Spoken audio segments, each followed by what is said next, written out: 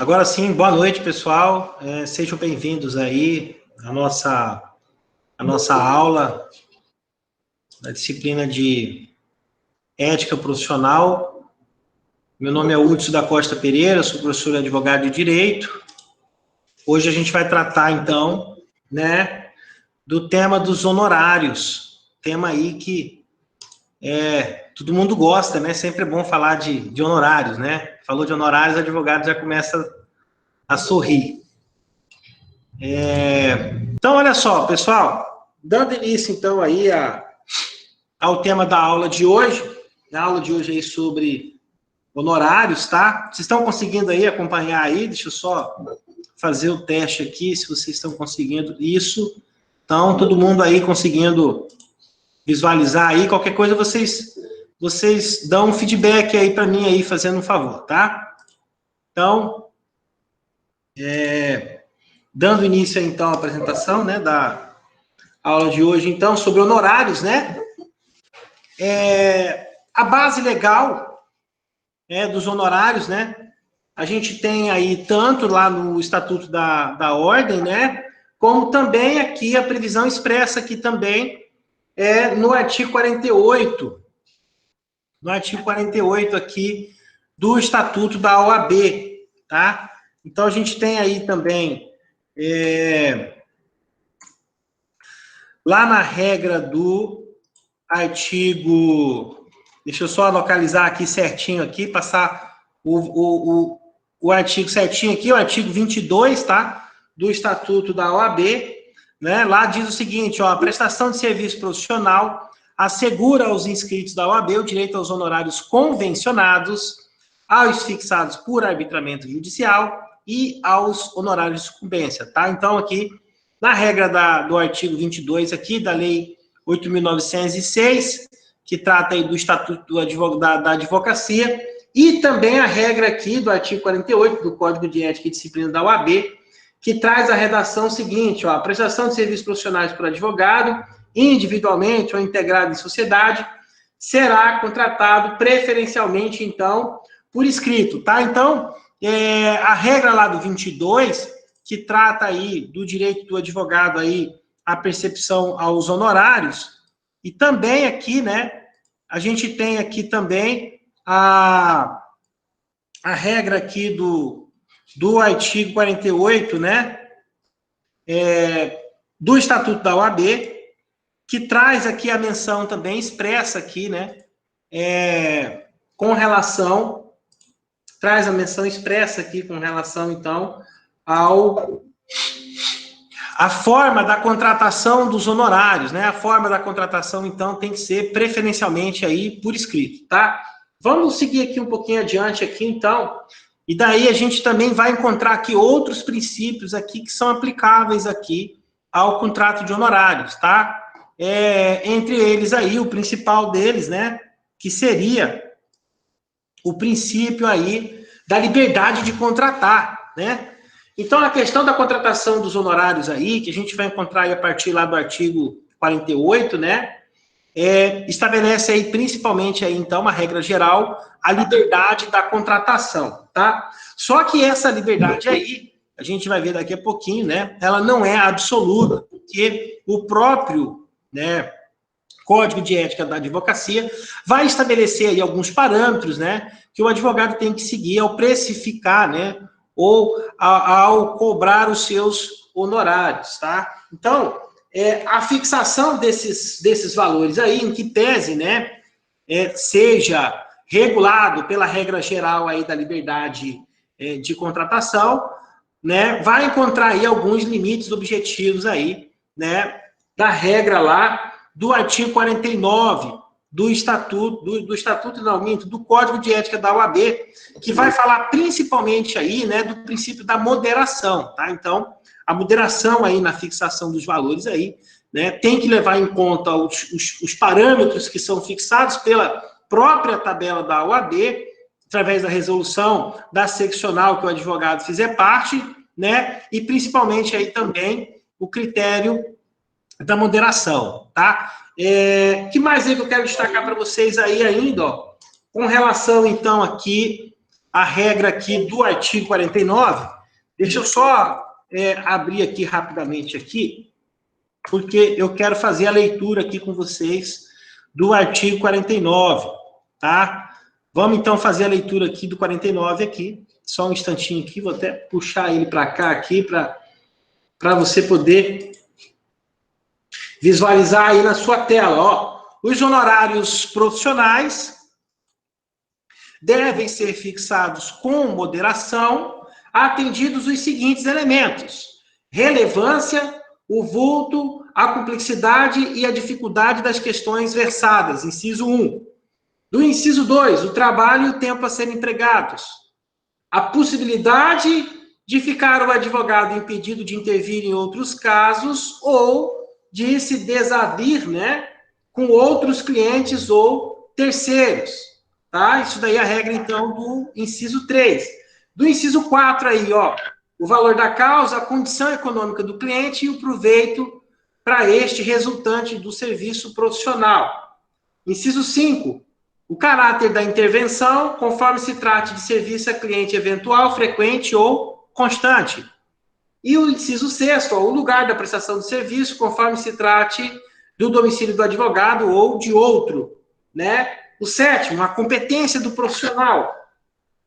E o 8º aí, a praxe do foro sobre trabalhos análogos. Então, verifiquem, então, todos esses critérios aqui, então, né, devem ser levados em conta pelo advogado quando, né, da fixação do preço dos honorários, tá certo? O que mais aí que eu quero destacar para vocês aí, ó? Os honorários, lá pela regra, então, né, do artigo 22, daí tem também as espécies, né, de honorários aqui, ó, os honorários contratuais, são aqueles que são contratados diretamente entre o advogado, né, e o cliente, tá? Os fixados por arbitramento judicial, aquelas hipóteses lá do advogado dativo, entre outras semelhantes, em que o juiz é que estipula, né, o preço, né, o valor, né, dos honorários do advogado, né, e também aí os honorários de sucumbência, lá da regra do artigo 95, né, do Código de Processo Civil, tá certo? Então, essas aí, então, são também as espécies, né, de honorários, né, que a gente tem aí no ordenamento jurídico brasileiro. Tá ok? O que mais eu quero destacar para vocês ainda, ó? A regra geral, né, prevê que vale o escrito, né? A gente viu isso daí, tá lá na regra do artigo 48, né? Então, o princípio balizar aí da contratação dos honorários é que vale aí, né, o que está escrito no contrato, tá?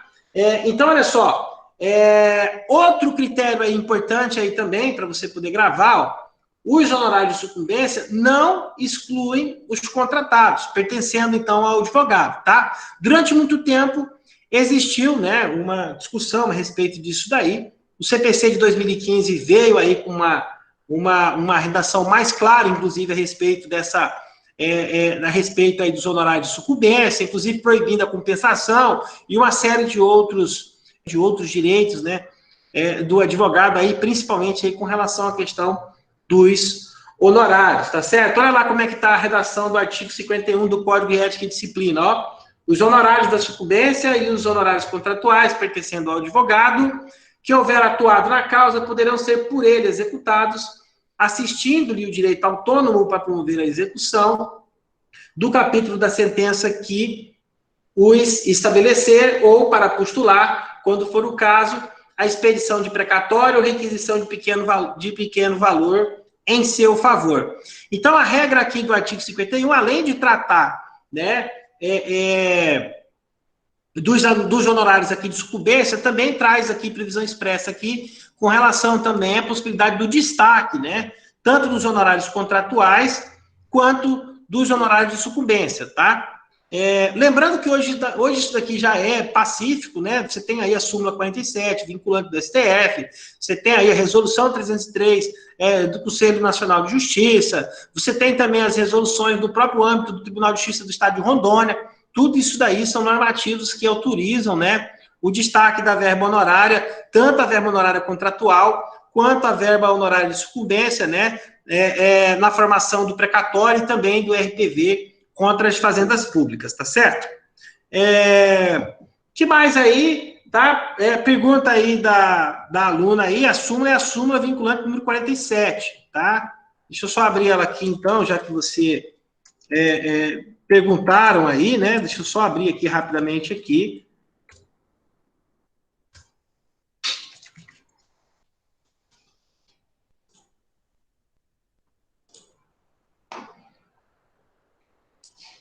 Então, aí, para conhecimento aí geral de vocês aí, ó, súmula vinculante 47 aí na tela, ó, os honorários advocatícios incluídos na condenação ou destacados do montante principal devido ao credor consubstanciam, então, verba de natureza alimentar, cuja satisfação ocorrerá com a expedição do precatório ou requisição de pequeno valor, observada, então, a ordem especial restrita aos créditos dessa natureza. Olha aqui, então, ó, quando a gente fala, então, de hipótese, então, de destaque, né, dos honorários, tanto da verba contratual quanto da verba de sucumbência, tá? Matéria, portanto, então, objeto de súmula vinculante, né, no âmbito do STF e também de diversos outros normativos aí que a gente acabou de mencionar aqui, tá?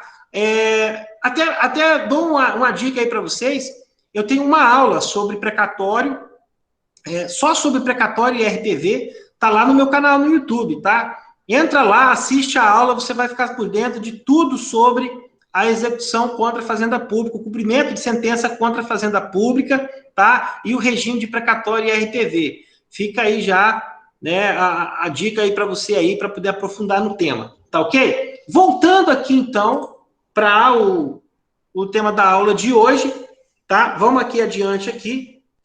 E daí, olha só, a gente vai para a hipótese aqui da inexistência do contrato escrito, né? A gente viu lá que o Código de Ética da OAB recomenda a contratação por escrito. Mas e aí, professor? E quando não tiver? Então, a falta do contrato de honorários por escrito não impede o pagamento dos honorários. Tá? Então, aí, pela regra lá do artigo 22, do parágrafo 3º, né, do Estatuto da Ordem da OAB, preconiza, então, a possibilidade, né, da fixação dos honorários aí pelo juiz, né?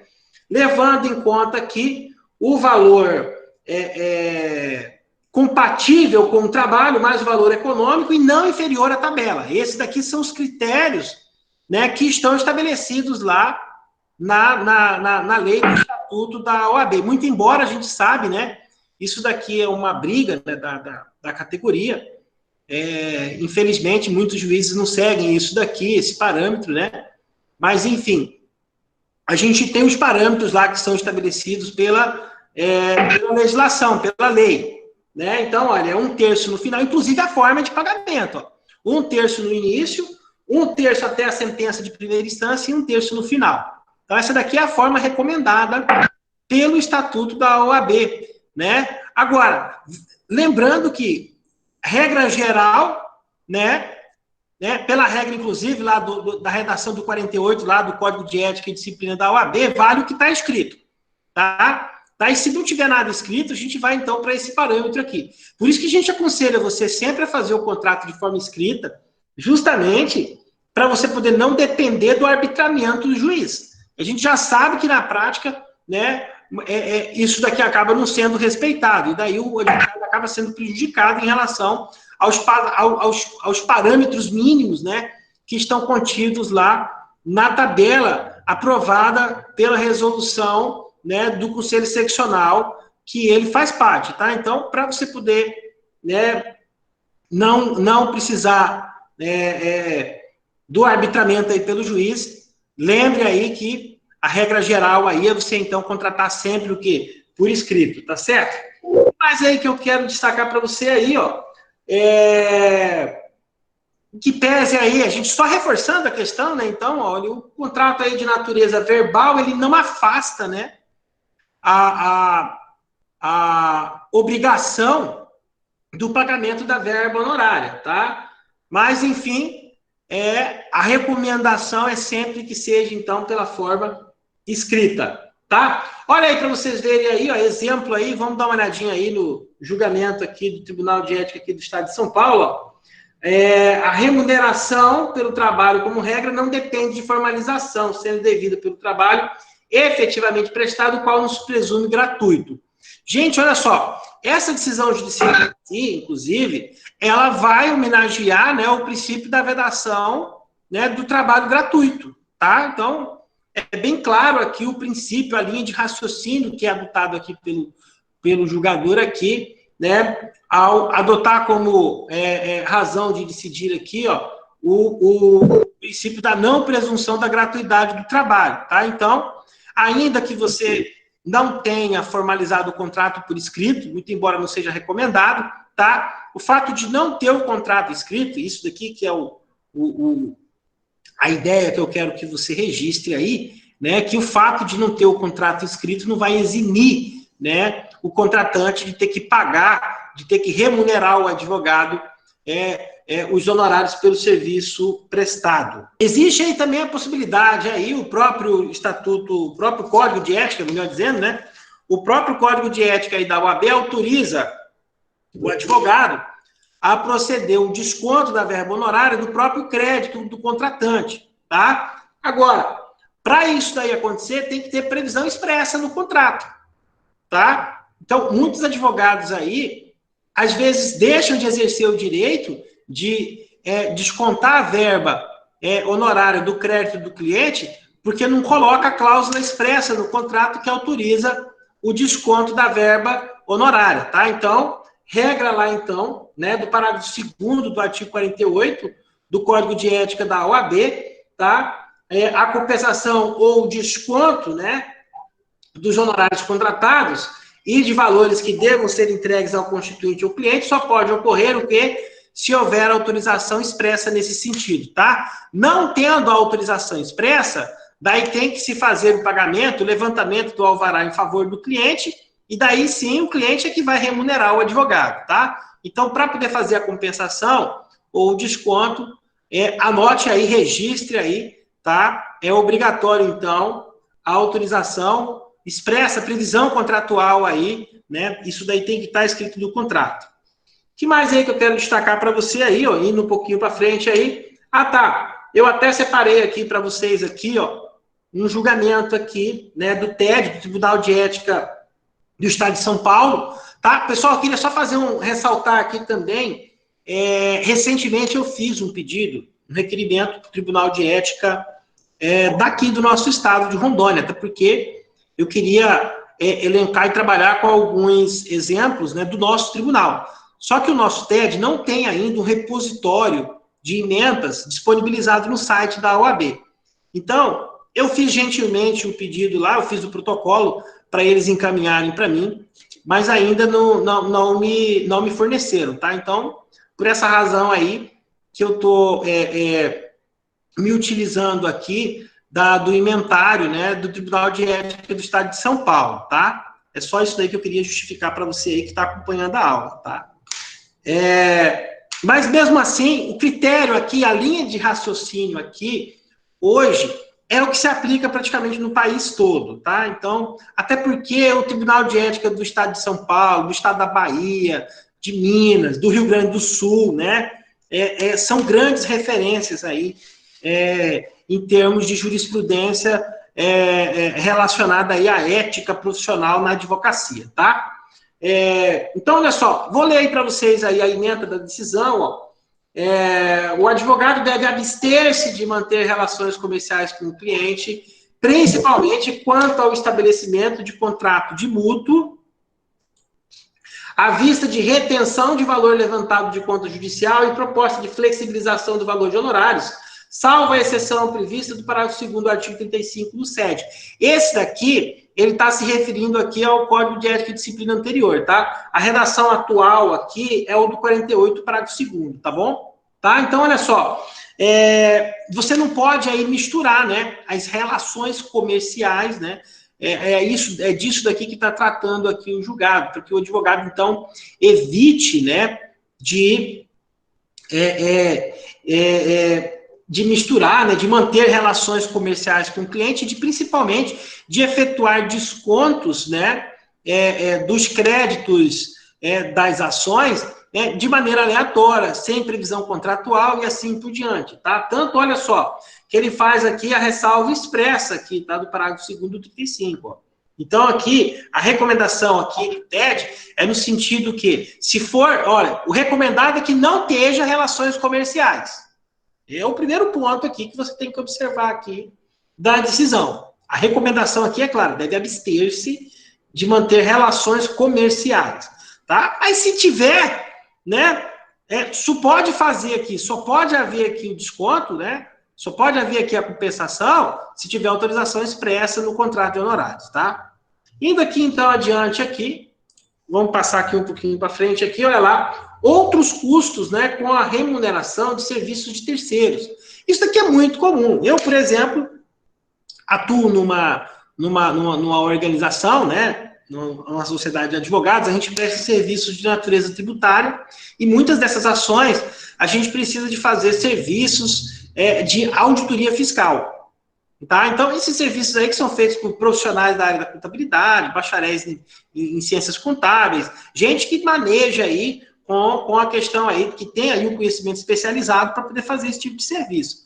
Esse tipo de serviço aí é cobrado à parte, tá? Como é que a gente coloca isso daí no contrato, tá? Estou citando aqui um exemplo meu, mas isso daí é, obviamente, que qualquer outro colega aí que trabalha, né, e necessita da contratação desses serviços aí no decorrer do processo, deve prosseguir da mesma forma. Você tem que ter a previsão aí no contrato, de maneira expressa, né, com relação à contratação desses serviços aí, ó.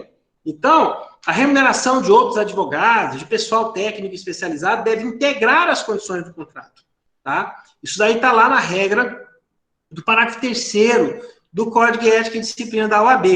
Olha lá a redação, ó, o contrato de prestação de serviço poderá dispor sobre a forma de contratação de profissionais para serviços auxiliares, bem como sobre o pagamento de custas e emolumentos, os quais, na ausência de disposição em contrário, presumem-se, né, que devem ser atendidos o quê? Pelo cliente. Se você não colocou nada no contrato, presume que a responsabilidade é dele.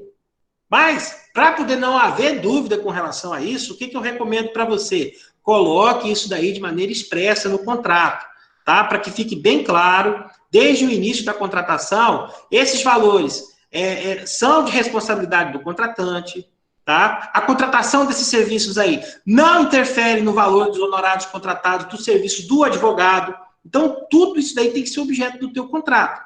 Um contrato bem redigido, ele evita, né, uma série de discussões no futuro, tá? Então, tomem um cuidado aí com relação a isso, tá? Tomem um cuidado e tenham uma relação baseada,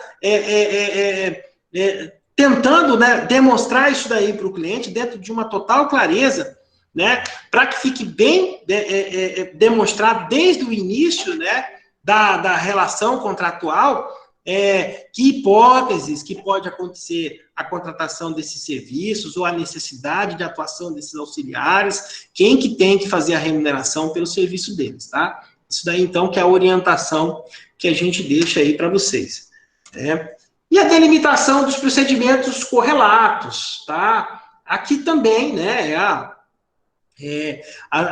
aquelas situações lá em que existem procedimentos incidentais, ações correlatas, que fogem ali do objeto da contratação principal, tudo isso daqui tem que ser objeto, né, do teu contrato, tá? Eu até costumo indicar para vocês também, para delimitar dentro do contrato que você vai fazer lá com o teu cliente, especificar o que são os honorários iniciais, o que são os honorários complementares, o que são os honorários da fase recursal, e assim por diante, né?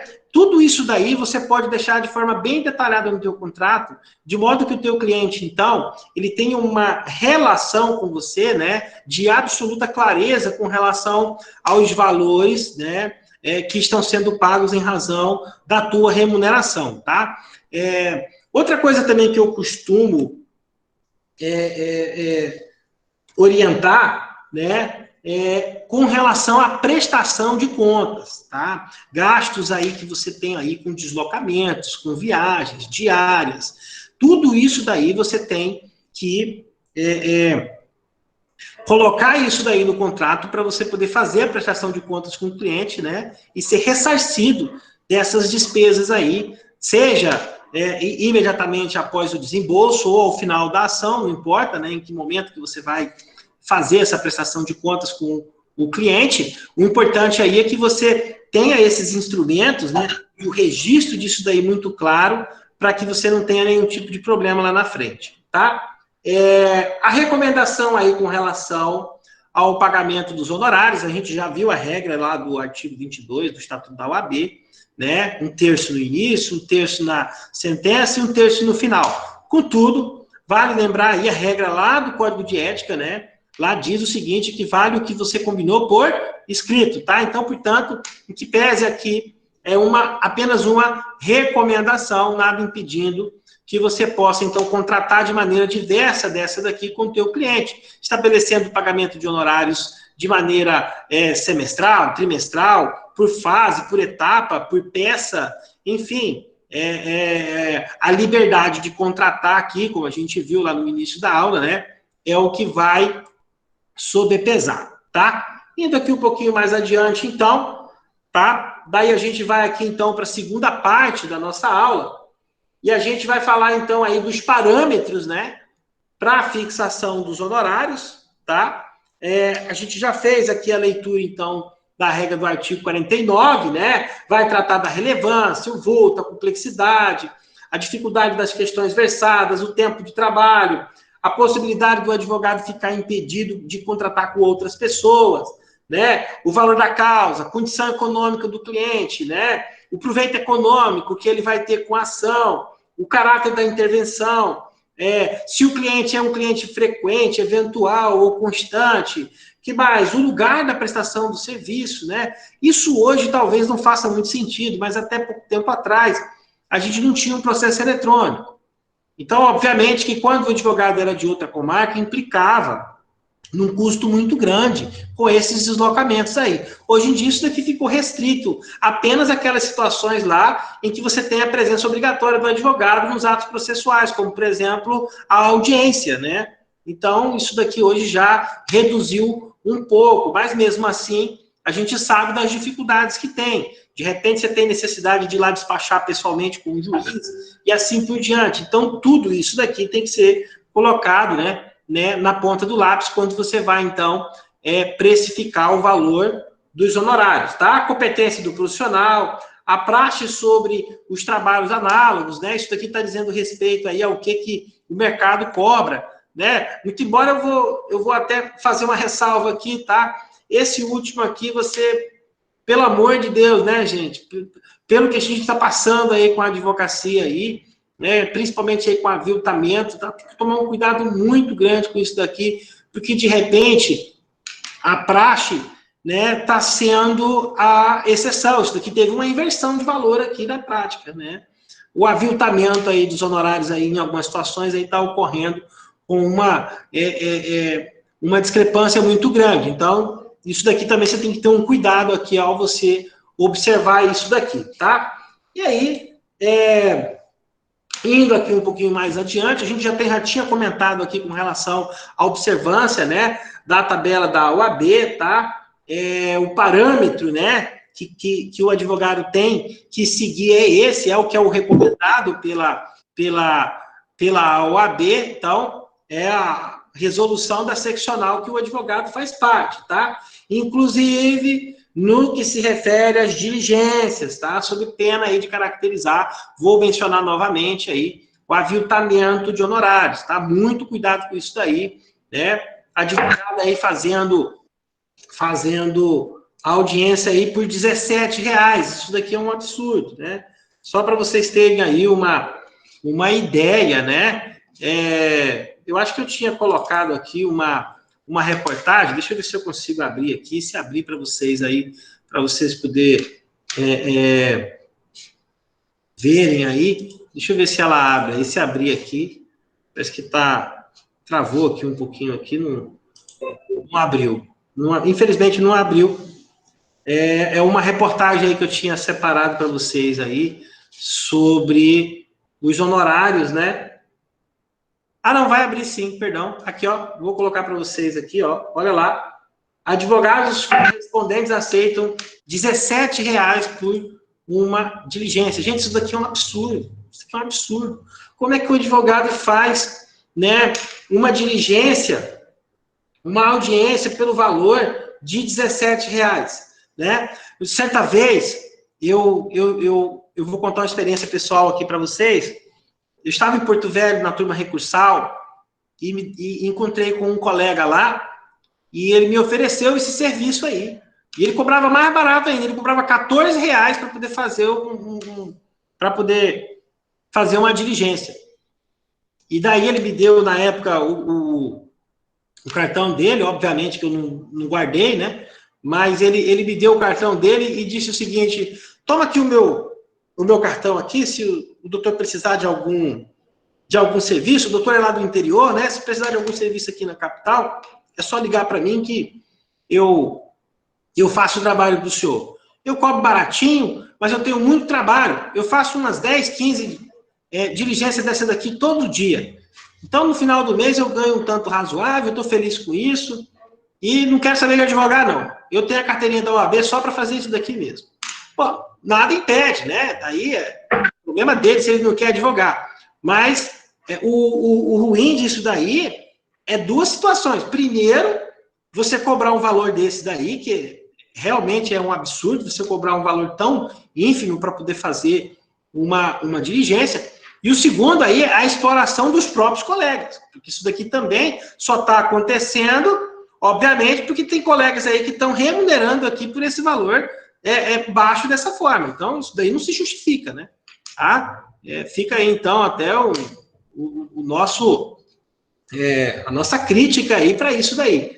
Isso daí é um absurdo, isso daí, tá? Olha lá o que diz, ó, na seção dos deveres do advogado, lá na regra do artigo 2º, parágrafo único, a linha 8, parágrafo único, inciso 8, a linha F.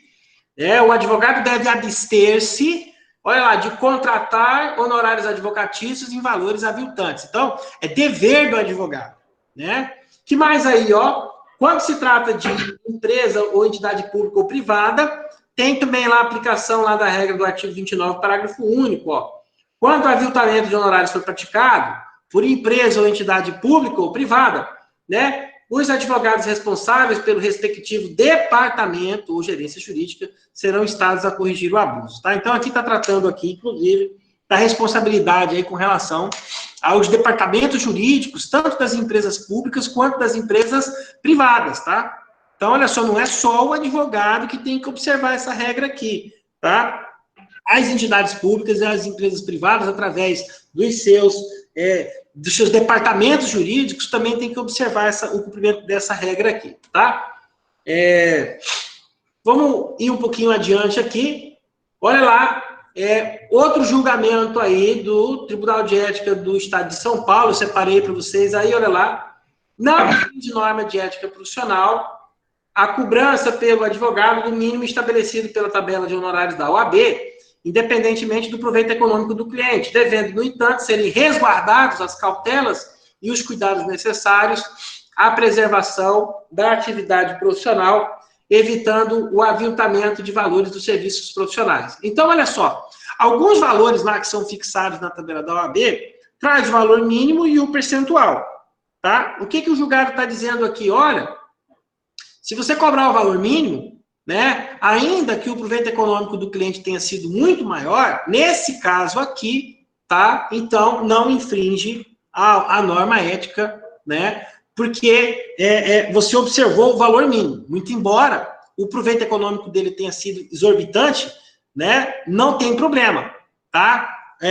Ou seja, o problema aqui, né? A infração ética que ocorre, ou pode ocorrer, é quando você cobra o valor inferior ao que está lá previsto na tabela, tá? Então, o que é levado em consideração aqui para efeito de apuração da infração ético-disciplinar não é o proveito econômico do cliente, e sim o valor mínimo previsto na tabela. Esse que é o parâmetro, né, definido pelo Código de Ética da OAB e adotado pela jurisprudência do TED para poder apurar esses casos de aviltamento de honorários, tá? O que mais aí que eu quero destacar para vocês aí? Olha lá, regra importante também aqui, né? o acordo não prejudica os honorários. Então, o que significa isso daqui? Né?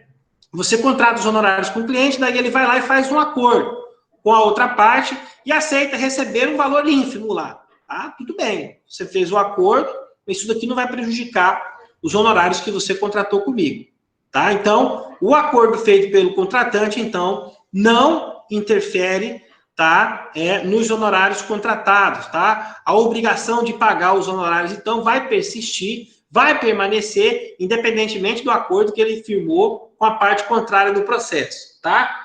A exceção aí, é claro, né? Fica lá, pela regra do parágrafo 4º, que fala que da aquiescência, né? Da aquiescência do profissional, ou seja, se o profissional concordar com aquela redução, tá? Não é concordar com o acordo, é concordar com a redução dos honorários. O pessoal tem mania de confundir isso daqui. Quando o advogado está orientando o cliente lá a fechar o acordo, ele não está concordando com a redução dos honorários dele. Ele está manifestando ali com relação ao acordo em si. Tá? O ajuste aqui de que trata a regra aqui do parágrafo 4º aqui do artigo 24 exige a aquiescência aqui com relação à redução dos honorários. Tá? Deixar bem claro isso daqui. Tá?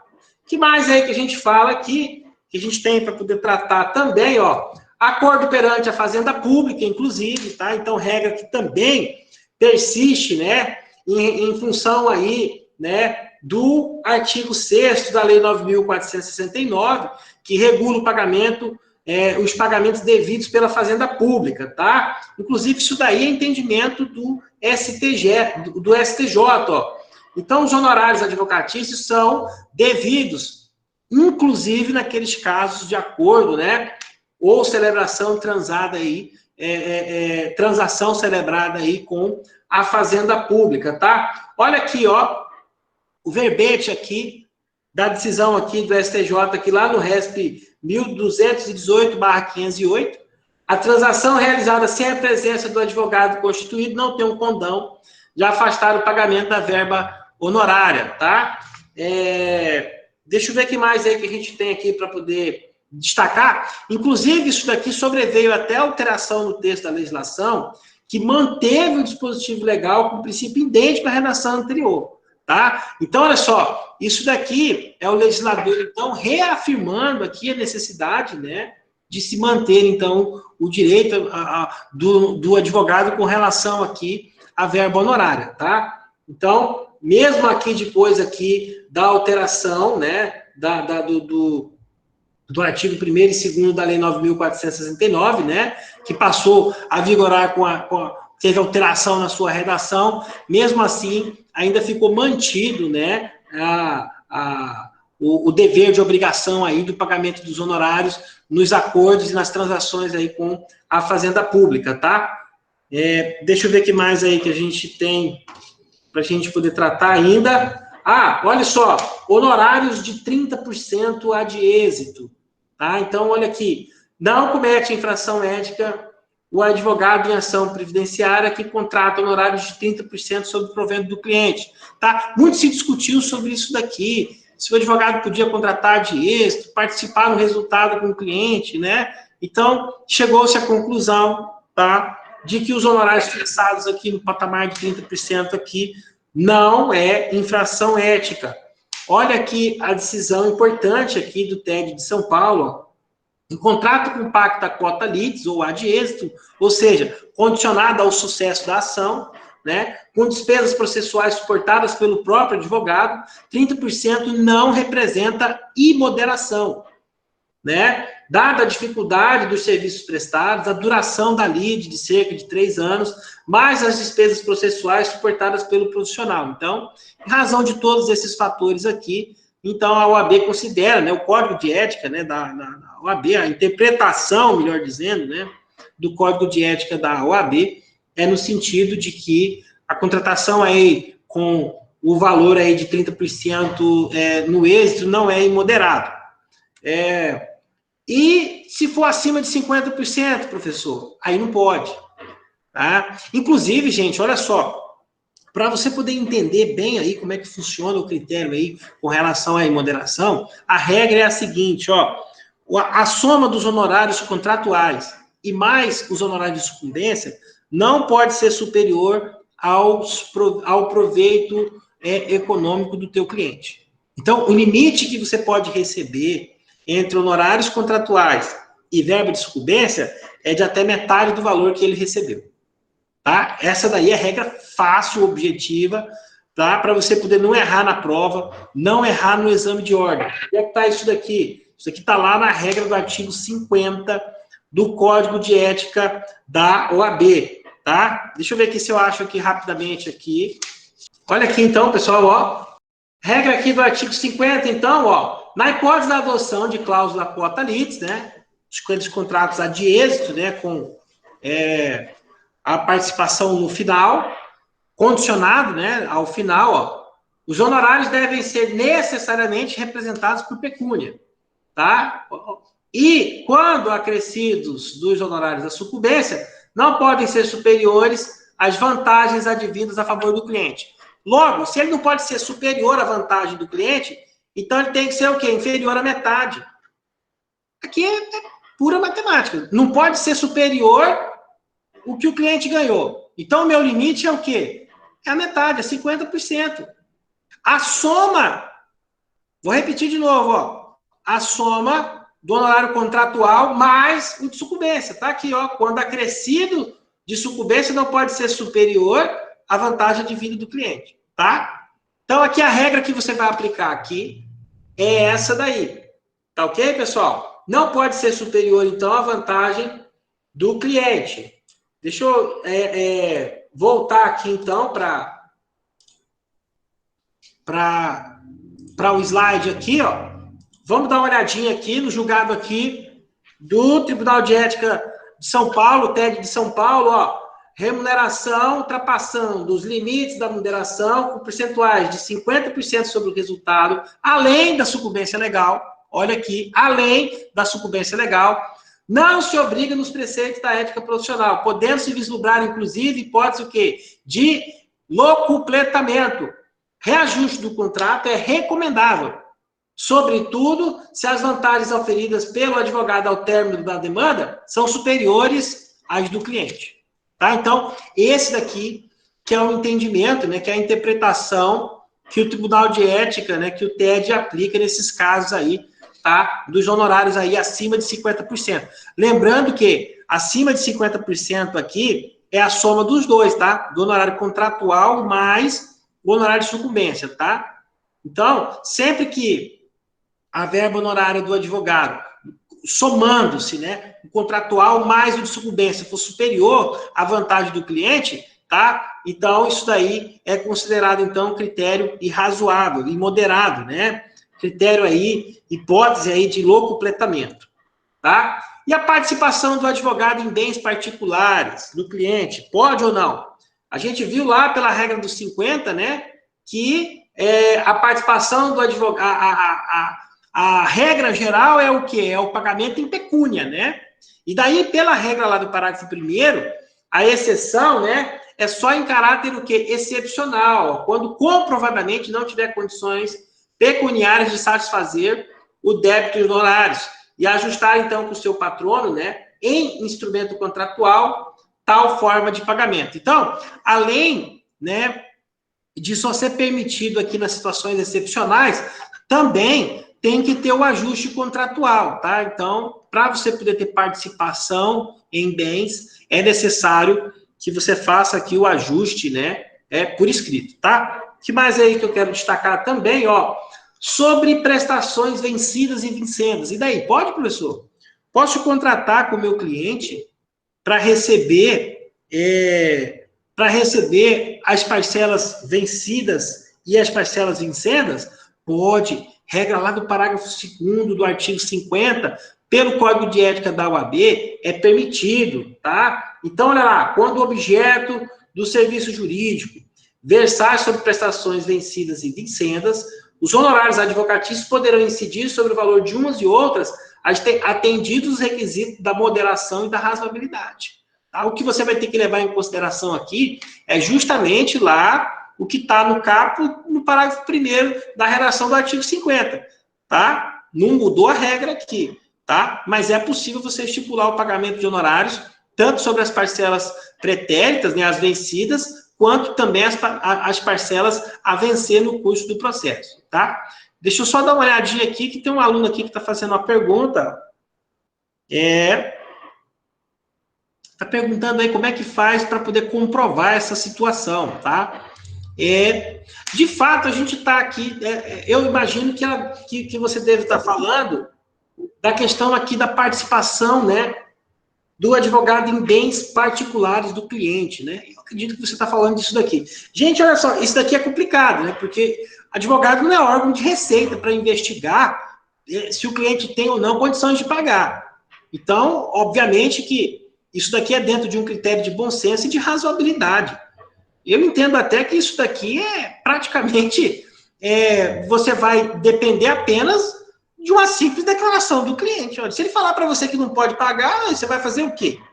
Você vai pedir para ele para te dar a declaração do imposto de renda dele? Ele não é obrigado, né? Então, isso daqui vai depender muito, obviamente, né, de um critério aí de bom senso e de razoabilidade. Obviamente que alguns clientes têm sinais exteriores de riqueza. Daí, obviamente, que isso daí, né, vai ficar mais fácil de você vislumbrar isso daí na prática, né? Mas aqueles casos em que você não tem isso daí de maneira muito clara, né? E sobretudo, aí você levando em consideração também de que as pessoas não têm que se desfazer dos seus bens para converter aquilo em dinheiro para poder te pagar, né? Então, é razoável você adotar o critério aí da participação dos bens aí, tá? E principalmente levando em conta aí que advogado não é órgão da Receita para poder ficar investigando a renda e o patrimônio de ninguém, né? A gente costuma dizer que quem gosta de declaração de renda é o leão, né? Advogado gosta de honorário. Você tem que receber, né? Recebeu, tá bom, tá de bom tamanho. Primeiro você vai livrar o das crianças, né? Depois você vai pensar aí no restante, tá? Brincadeiras à parte aqui, mas eu espero que eu tenha respondido aí a pergunta aí da aluna, tá? Aqui a gente vai ter que aplicar aqui, então, o critério aí do bom senso e da razoabilidade, e daí lembrando também que advogado não é órgão de receita para poder investigar renda e patrimônio de ninguém, tá? Indo aqui, então, adiante aqui, tá? Empresa de cobrança. Isso daqui, gente, está relacionado à questão aí da responsabilidade pelo pagamento dos honorários.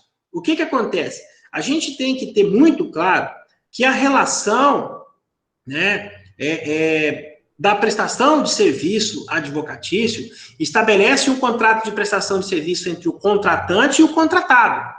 Portanto, é imoderado, não é recomendável que você se utilize de artifícios que transfira o pagamento dos honorários para terceiros. Essa é a regra que você tem que ter em mente. Então, vamos começar a colocar aqui alguns casos aqui para a gente debater eles aqui em sala de aula. Ó, o primeiro deles aí é a empresa de cobrança. Ó, os honorários contratados entre cliente e advogado, em regra, então, não pode ser suportado por terceiros. O que eu quero dizer com isso daqui? Se você for contratado por uma empresa de cobrança, né, você não pode, ao realizar a cobrança de forma amigável, estipular que o terceiro, né, o devedor, pague pelos seus honorários. Isso daí que não pode acontecer. Então, você vai fazer o serviço de cobrança e quem vai te remunerar os honorários é a empresa que está te contratando para poder fazer a cobrança. Entendeu? Não pode transferir para o terceiro aí para poder pagar os honorários nesse caso, tá? Olha só, julgado aí, né, do TED de São Paulo, ó, cobrança por empresa não registrada na OAB, ó, participação do profissional na Constituição Social e impedimento ético.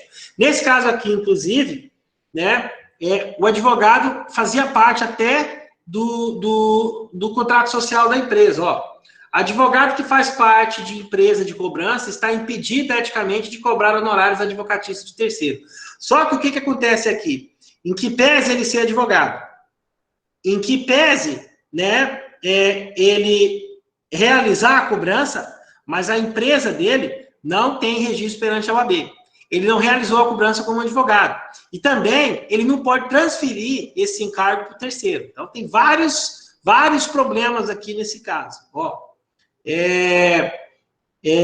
olha lá, visto que no exercício de seu grau, independentemente da empresa, que não pode ser registrado na OAB, faz uso aos honorários e cobranças extrajudiciais, decorrentes de acordos prévios ou judiciais por processos ordinários de execução ou procedimentos especiais. Só que quem tem que pagar esse honorário aí é a empresa que contratou ele, tá? E não o terceiro. Por isso que é incorreto aí essas empresas aí, quando manda a carta de cobrança e acrescenta lá os honorários para o cliente poder pagar, para o devedor pagar, tá? Quem tem que ser responsável aí pelo pagamento desse honorário aí não é o devedor, né? E sim a empresa que contratou ele. Obviamente que existem as exceções, né? A gente pode citar aí, por exemplo, aí, alguns bancos, né? Que já colocam lá em contrato que a cobrança amigável será acrescida de honorários. Nesse caso aí, como o próprio contratante, né? Ele já contratou a dívida dessa maneira, com o acréscimo dos honorários, daí, obviamente, que aquilo ali é um encargo da dívida, tá? Mesmo assim, ainda não vai caracterizar uma remuneração dos honorários. E sim, a natureza aí, nesse caso, seria o quê? O acréscimo da dívida em razão do encargo que ele contratou, né? Ele contratou a dívida dessa maneira aí. Se tivesse inadimplência, seria acrescido do honorário, inclusive, da via amigável. Então, isso daí seria uma exceção à regra que a gente está colocando aqui, né, para discutir em sala com vocês, tá? Advogado contratado por condomínio, mesma situação, gente, tá? Quem vai remunerar aqui a verba honorária do advogado é o condomínio e não os condôminos, tá? Então, isso daqui também, tá? É bem pacífico aí. Olha lá, cobrança do devedor e procedimento extrajudicial e moderação, ó. Advogado contratado por condomínio para atuação na esfera extrajudicial não deve cobrar verba honorária de 20% dos condôminos inadimplentes, por ferir o princípio da moderação, né? A praxe indica aí que a verba honorária deve ser paga pelo condomínio contratante. A mesma regra, o mesmo princípio que a gente aplicou aqui no caso anterior, tá? Não pode transferir a responsabilidade pelo pagamento da verba honorária para o terceiro. A relação da prestação de serviço advocatícia é entre o contratante e o contratado, tá certo? Vamos lá, indo aqui um pouquinho adiante, aqui, ó, honorários na fase conciliatória, ó. Que mais a gente vai tratar aqui? Olha aqui esse outro julgado aqui, ó. Exigência de cláusula contratual para recebimento na fase conciliatória. O advogado faz jus aos honorários da parte que contrata seus serviços, podendo recebê-los na forma pactuada no contrato ou, na falta deste, né, na forma preconizada pelo Estatuto da OAB. A parte contrária não faz parte dessa relação, dela sendo vedada a exigência de honorários na fase conciliatória, salvo se houver estipulação contratual, tá? Quando a recusa desta, remeterá a cobrança, então, para a responsabilidade do mandante. O que acontece aqui também? Mesmo princípio que a gente aplicou aqui no caso da empresa de cobrança e no caso do condomínio. Se eu ingresso com a ação, eu faço, aliás, se eu, aqui na fase amigável, né? Se eu chamo o meu credor para poder fazer um acordo com ele, né? E eu contratei um advogado para poder intermediar esse acordo, mas é eu que vou pagar o honorário. Eu que sou o devedor. Né? Ao contrário, o credor que vai ter que pagar esse honorário, não o devedor, tá? Não pode, né, transferir essa responsabilidade aí para o terceiro, tá? Então, quem contrata o advogado é que é responsável por poder remunerar ele. Então, quem faz a contratação é que é responsável pelo pagamento da verba honorária, tá? Então, a menos que isso daí faça parte de um acordo, né? Como a gente está tratando aqui de direito disponível, né? Tudo bem, tá aí, o cara fizer um acordo lá e concordar, né? Tranquilo, né? Daí não tem problema, tá? Mas se não tiver essa estipulação aí contratual, daí não cabe, não tem lógica isso daí, tá? Então, a regra geral aqui é de que você não pode transferir, né, a responsabilidade do pagamento dos honorários para terceiros, tá? Regra geral, a responsabilidade pelo pagamento da verba honorária é sempre de quem contrata o advogado, tá?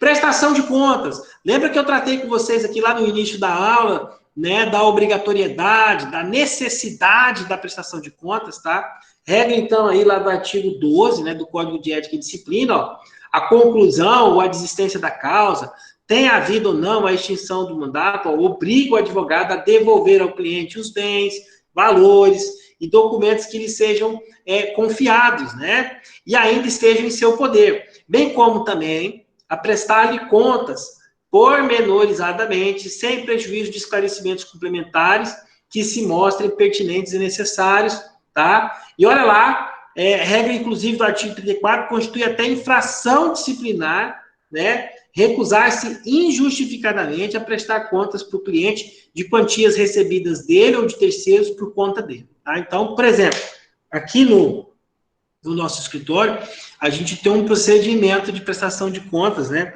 A gente chama de check-out, né? Que a gente faz aí ao final do processo. A gente levanta todos os valores que foram gastos e faz a prestação de conta com o cliente, debita tudo isso daí do saldo dele e o restante a gente transfere na conta dele. E daí eu apresento isso daqui numa forma de fatura para ele, ó.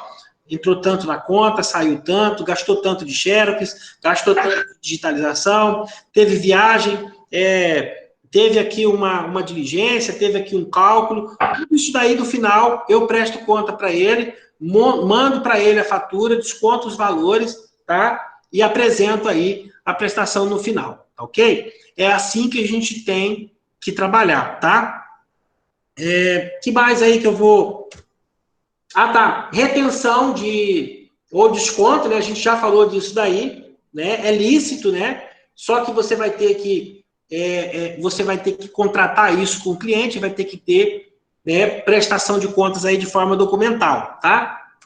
Subestabelecimento, quais são aí as consequências aí do subestabelecimento com relação aos honorários? É a divisão, né, entre o subestabelecente e o subestabelecido, tá? Isso aí tá lá na regra do artigo 1º, tá? E quando tem aí o subestabelecimento com reservas, né, então tem que ajustar aí antes de fazer, né, o recomendado aí é que se faça o ajuste dos honorários antes de fazer o subestabelecimento, tá? Isso daí está lá na regra do parágrafo 2º do artigo 26. Revogação. Tá, olha aqui, regra importante, ó, do artigo 17 aqui do Código de Ética e Disciplina, ó, a revogação do mandato, né, não desobriga o pagamento da verba honorária. Então, se o cliente revoga o instrumento de procuração, isso daí não desobriga ele de fazer o pagamento pelo serviço, né, prestado, tá? Inclusive, daí com relação à sucumbência, aqui a gente está falando da regra do contratual. O contratual ele tem que pagar integral, porque ele está revogando, né, a procuração, tá? E com relação à verba de sucumbência, aí vai calcular proporcionalmente em face do serviço efetivamente prestado, tá? Então, você tem duas situações aqui com relação, né, à revogação do mandato. Primeiro, com relação ao honorário contratual, daí a interpretação aqui da regra do artigo 17 aqui pede o pagamento do valor integral contratual, tá? E com relação à verba de sucumbência, o pagamento proporcional ao serviço efetivamente realizado no processo, tá? Nesse caso aqui, gente, inclusive, o que eu recomendo você aqui a fazer? Se acontecer a hipótese aqui da revogação, daí você faz uma petição de reserva. Faz uma petição de reserva, pede a reserva da verba de sucumbência. Anota isso aí, ó, anota isso aí, não esquece não. Pede a reserva da verba de sucumbência para o juiz. Pede ele para fazer a anotação, observação, tá? Daí, quando chegar o processo no final lá, aí, como você pediu lá no início, o juiz vai ter que fazer lá na hora, tá? Na hora de dar início ao cumprimento de sentença, daí vai ter que separar, vai ter que fazer a reserva, né, da verba de sucumbência para você, tá? Então, não deixa de fazer o pedido, né, da reserva, tá? O que mais aí que a gente pode pedir aí? terceira parte aqui da nossa aula, né? Olha lá. Chegamos aqui, então, ó, na fase da sucumbência, né? Sucumbência aqui, que é a hipótese aqui de honorários aqui, que quando a parte adversa perde, né? Ela tem que pagar, ela tem que remunerar a parte vencedora, tá? Então, pela regra lá do CPC, ó, a sentença condenará o vencido a pagar ao vencedor as despesas que antecipou e os honorários advocatícios, tá? Então, a verba honorária da sucumbência aí nada mais é do que aquela que é paga pelo vencido, né, no processo, para aquele, então, que foi, né, o vencedor, para aquele que ganhou a demanda, para aquele que se sagrou vencedor ao final da ação. Aí ele recebe também, né, a verba de sucumbência, que é calculada normalmente, né, em função do valor da condenação, do proveito econômico obtido, né, ou não sendo possível nenhum desses critérios aí, daí o juiz vai arbitrar, tá? Quais são aí os critérios que o juiz vai arbitrar, vai utilizar na hora de arbitrar? O primeiro, né, o grau de zelo do profissional, o lugar da prestação de serviço, a natureza, a importância da causa, o trabalho realizado pelo advogado, o tempo expedido para o serviço, né, exigido para o serviço, tá? Esses aí, então, são os parâmetros, né, que o juiz utiliza, tá? Isso daí, gente, tá lá na regra do 85, tá? Do CPC, tá? Regra aí do 85. Lá no início da aula, eu tinha falado 95, tá? Foi só um equívoco aí, o artigo 85, então, tá? Que mais aí que eu quero tratar para você aqui, ó? Natureza alimentar aqui dos honorários, tá? Então, olha só, os honorários advocatícios têm natureza alimentar. Parágrafo 1º do artigo 85 do CPC, tá? Também são devidos quando o advogado atua em causa própria. Isso daqui está lá na regra do parágrafo 17 do 85. Gente, tudo que disser respeito aí à verba de honorário sucumbencial, honorário de sucumbência, está lá no 85, tá? Tem que ler do inciso 1 até o final lá, do primeiro até o último inciso, tá? E quando se trata aí da omissão na sentença, via de regra, gente, quando tem omissão na sentença, daí você faz o embargo de declaração, né? Via de regra geral, né? Regra lá do 1022, né? O que cabe o recurso que cabe aí de sentença que tem omissão, contradição, obscuridade, é o embargo de declaração. Só que aqui o legislador ainda colocou mais uma opção aqui, a ação autônoma dos honorários de sucumbência, tá? Então, se o juiz foi omisso na sentença, tá? Então, o advogado pode, então, né, pleitear os honorários aqui, a verba de sucumbência aqui, por meio de ação autônoma, tá? Para sua definição e cobrança, ainda que tenha, então, o trânsito em julgado do processo, tá? Caso não tenha o trânsito em julgado do processo, daí, então, você pode atacar isso daqui também por meio de, ou por meio do embargo, ou por meio do próprio recurso de apelação, tá? Compensação de honorários, tá? Pela regra antiga do CPC de 73, podia haver a compensação da verba de sucumbência, ou seja, quando o julgamento da ação era de procedência em parte, daí o juiz falava o seguinte na sentença dele: considerando que o fulano ganhou um pouco e o outro também, então compensa-se aí as verbas de sucumbência. Pela regra do CPC de 2015, vedou a compensação de verba de sucumbência. Cada um paga para o outro na proporção que perdeu no processo, tá? Essa daí que é a regra, o princípio, né, aplicado aí com o advento do CPC de 2015, tá? Que mais aí que eu quero destacar para você aí, tá? Os advogados públicos também, tá, passam aí pela regra do CPC 2015 de forma expressa, né, a ter direito aí à percepção dos advogados, dos honorários de sucumbência, tá? Tinha uma discussão também com relação à possibilidade, né, da verba de sucumbência para a fazenda pública, daí com o CPC de 2015, daí acabou a discussão, passou a ter a previsão expressa, tá? Mas é mediante lei aqui, tá? Tem que ter, então, a regulamentação, né, na lei do ente público, tá? Seja do município, do estado, né? No âmbito da União e o estado já tem. Daí a mais aí, às vezes a gente encontra aí um município, outro que ainda não regulamentou a matéria, tá? Que mais aí que a gente tem aqui também? Deixa eu ver o que mais aí que a gente tem aqui. Ah, tá. A eficácia executiva, a gente já falou disso aqui. A natureza executiva, né? Os honorários têm natureza executiva, né? Regra aí do 24, 51, o 784, inciso 12, né? Todos esses dispositivos aí do ordenamento jurídico brasileiro aí que conferem, então, a natureza de título executivo extrajudicial para os honorários, tá? Prescrição. Vamos falar um pouquinho, então, de prescrição. Pela regra aí do Estatuto da OAB, o prazo prescricional é de 5 anos, tanto para a cobrança dos honorários, quanto também para a prestação de contas, tá? Para a ação de prestação de contas do contratante, tá? Então, tanto para o contratante aí, quanto para o advogado, tá? A regra aí é o prazo de 5 anos. Ou para execução, no caso do advogado, né, que vai realizar a cobrança dos honorários, ou para o cliente aí, né, para poder exigir a prestação de conta, tá?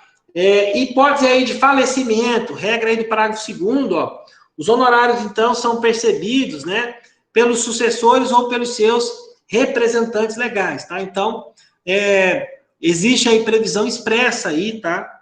Para a percepção, né, o recebimento aí desses honorários aí pelos herdeiros ou pelos representantes legais do advogado no caso de falecimento dele, tá? Emissão de duplicata ou nota promissória, tá? Pelo Código de Ética, né? Não pode a emissão de duplicata e nota promissória, tá? Então, olha lá, pela regra do artigo 52, né? O crédito por honorários advocatícios, seja do advogado autônomo, seja da sociedade de advogado, não autoriza o saque de duplicata ou qualquer outro título, né? De natureza mercantil, podendo apenas ser emitido fatura, quando o cliente assim entender, com fundamento no contrato de prestação de serviço, a qual poderá ser levado a protesto. A gente vai ver aqui que, com relação aqui à nota promissória, tem uma flexibilização aqui, tá? Já eu vou falar sobre isso daqui com você. A questão da duplicata aqui, ok, tá? Duplicata, debênture, esses outros títulos aí de natureza mercantil aí, tá? Daí, tranquilo aqui, aplica a regra do 52. A nota promissória, o cheque, outros aí, a gente já tem aí uma certa flexibilização aí no entendimento da regra, tá? Deixa eu só passar aqui para a gente ver, ó. Olha só. Pelo TED aí de São Paulo, por exemplo, olha como é que eles entendem a questão aqui, ó. É vedada a emissão de duplicata ou título de crédito pelo advogado credor, letra de câmbio, né? E mais ainda é vedado o respectivo protesto. Você não pode protestar, então, o contrato, tá? Olha a outra conclusão que eles adotam lá. Autoriza a emissão de fatura discriminada do serviço prestado, mas veda-se o protesto. Exatamente aqui a conclusão aqui da linha de raciocínio aqui do número 1, né? E o número 3 aqui, ó, é admissível que o crédito do advogado seja representado por título de crédito emitido pelo devedor. Então, o que o TED aqui abriu a exceção? Quando o título de crédito é emitido pelo próprio devedor, como é o caso aqui, por exemplo, do cheque e da nota promissória. Então, nessas hipóteses aqui, permite-se tanto a emissão do título quanto que seja levado a protesto. Na verdade, um aqui é consequência do outro. Se eu posso emitir o título, eu posso protestar, tá? A regra aqui que você vai aplicar é essa. Se o título é emitido pelo próprio devedor, né, que daí ele funciona quase como se fosse o quê? Uma confissão de dívida, nesse caso aqui, então, daí eu aplico, né? Eu posso fazer a exceção à regra aqui do 52, né? E emitir, receber o título em forma de pagamento, inclusive também protestar ele, tá? E por último aqui, ó, é admissível, inclusive, o endosso desse título no meio circulante, né? Ainda que o trabalho esteja em curso, fato que não redunda nem quebra, né? Nem na quebra do sigilo, nem na mercantilização da profissão, tá? Muito se discutiu também com relação a isso daqui.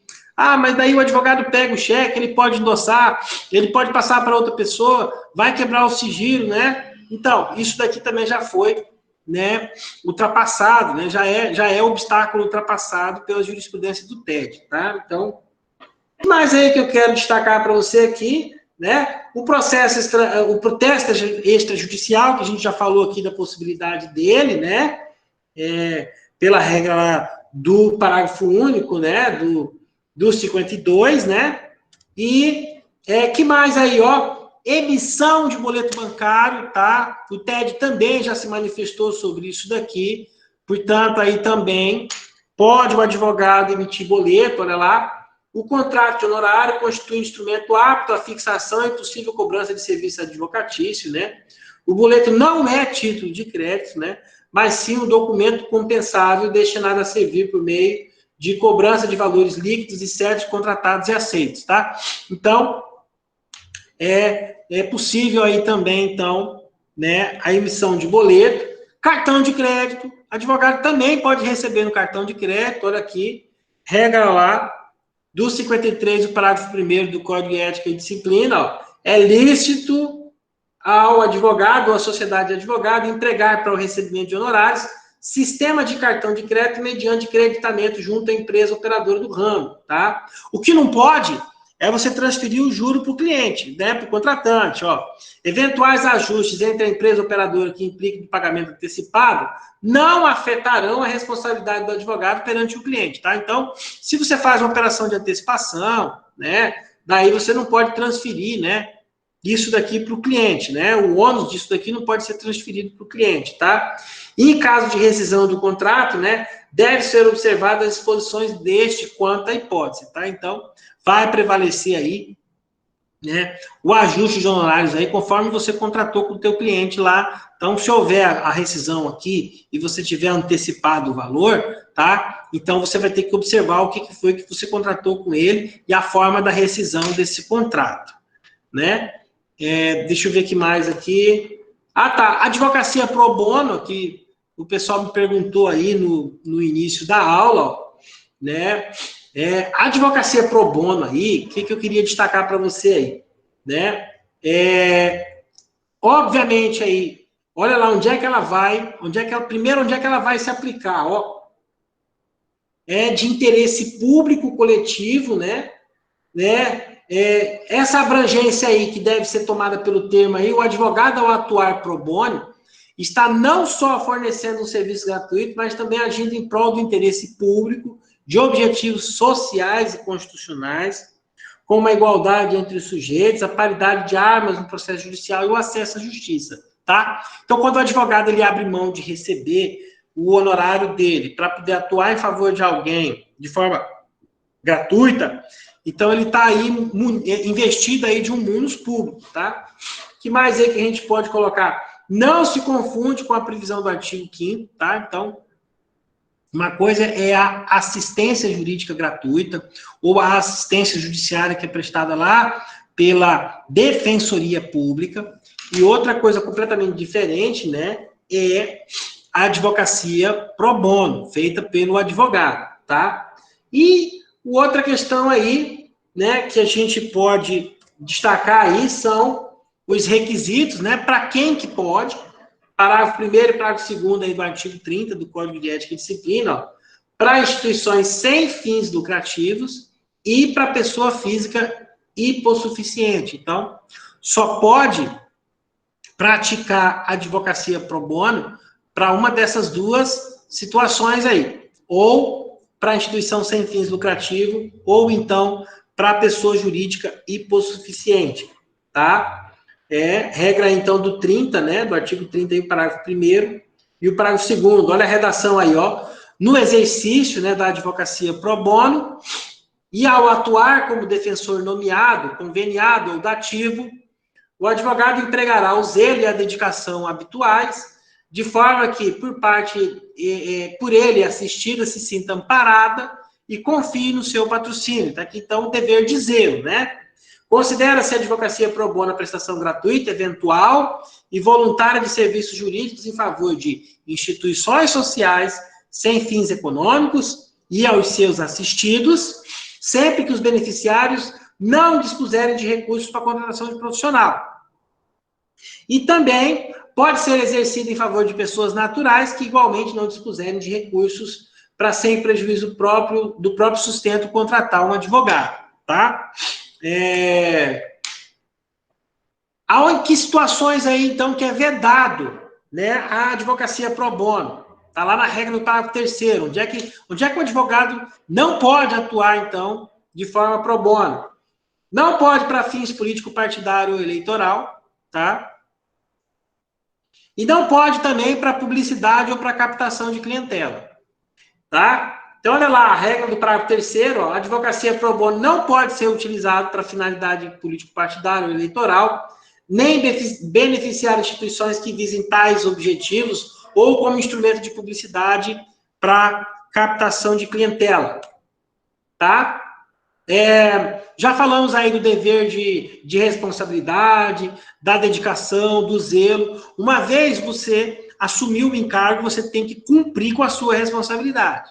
Não é obrigado a aceitar, não é obrigado a propor. Mas uma vez você assumiu o encargo, tem que cumprir ele, né, da melhor maneira possível, tá? Então, o advogado aí tem que evitar todos os esforços aí, né, para garantir a defesa e a assistência jurídica de qualidade, tá?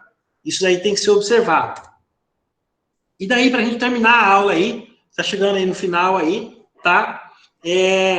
Já tratamos aí da regra do artigo 22, do parágrafo 4º, que trata da questão aí do destaque do honorário, né? A possibilidade aí, então, do advogado pedir o destaque dos honorários aí da verba, né, precatória, né, ou da verba aí da requisição de pequeno valor, tá? Daí a gente até falou aqui, né, no início da aula, da súmula vinculante número 47, tá? E também, ó, o artigo 5º, parágrafo 3º da resolução 115, né, que trata aí da condição de beneficiário do advogado, né, do precatório quando tratar de honorário sucumbencial ou contratual, tá? Então, olha só, importante regra aí para você poder anotar aí, tá legal, gente? E o levantamento do honorário pode ser antes do precatório? Só para a gente finalizar aí, eu quero essa pergunta aí, deixar ela aí para você aí, ó. Regra do artigo 100, parágrafo 8º, quando interpretado aí com o parágrafo 3º e o caput do artigo 100, né, da Constituição, em que pese aí o artigo 100 ter determinado que não pode haver o fracionamento, né, do precatório, a exceção aqui fica justamente aqui em função, né, do artigo 5º aqui, o inciso 13, e o parágrafo 8º e 3º, né, que não veda, tá, o destaque aí do honorário contratual aí do precatório e o RPV. Ou seja, o destaque do precatório, do RPV e do precatório não constitui o fracionamento do precatório. É isso que está dizendo aqui, tá? Para a gente poder ser bem simples aqui na conclusão, quando se trata de destaque de honorário, não é considerado fracionamento do precatório, não é considerado divisão, repartição do valor do precatório, tá ok? Tá? Então, a súmula vinculante número 47, ela não vedou a aplicação da regra do 22 do parágrafo 4º.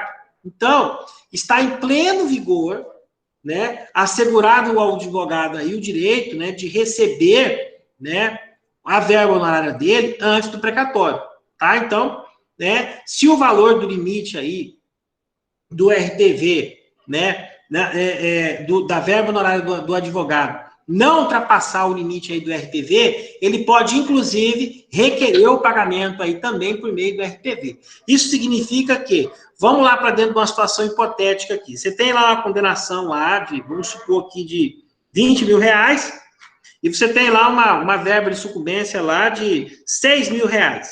Como esse valor aqui de 6 mil, se ele enquadrar dentro do limite do teto do RPV, o que o advogado vai fazer aqui? Vai juntar o contrato de honorário, vai pedir o destaque da verba honorária de sucumbência à verba honorária contratual e vai abater o valor aqui dos 20 aqui para receber os 6 mil dele de forma antecipada.